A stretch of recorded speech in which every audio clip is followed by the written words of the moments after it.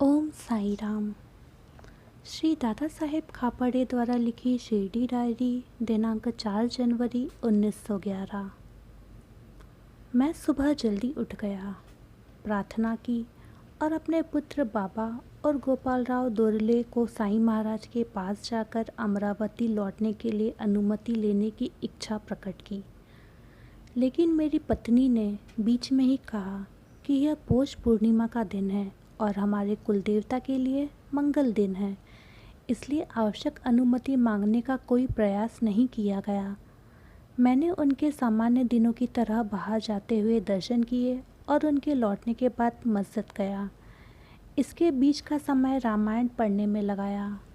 हम मध्याह्न आरती के बाद लौटे और भोजन के बाद मैं बापू साहेब जोग से बातचीत करने बैठा और फिर रामायण का पाठ किया। शाम 5 बजे के बाद मैं मस्जिद में साईं महाराज के पास गया और उन्हें आंगन में चहलकदमी करते हुए पाया। मेरी पत्नी भी वहां आई। कुछ देर के बाद उन्होंने अपना स्थान ग्रहण किया और हम उनके पास बैठ गए। दीक्षित और उनकी पत्नी भी आए।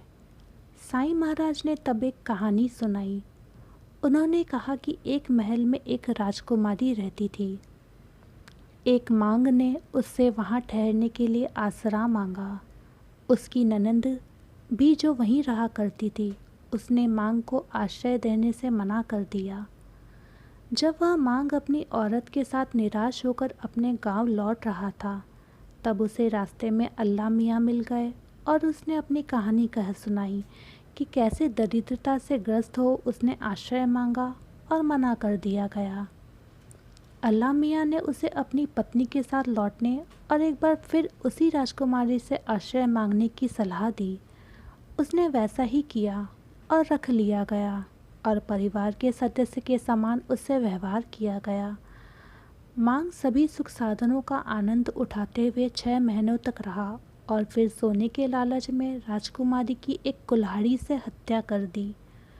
लोग बहुत बड़ी संख्या में आसपास इकट्ठे हो गए और उन्होंने पंचायत की।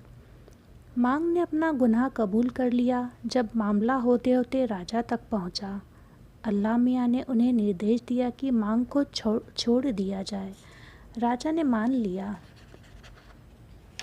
राजकुमारी जिसकी मांग ने हत्या कर दी थी, उसकी ही लड़की बनकर पैदा हुई और वह फिर एक बार महल में आया और वहाँ उस वैभव और सुविधा में 12 वर्ष तक ठहरने की उसे अनुमति मिल गई।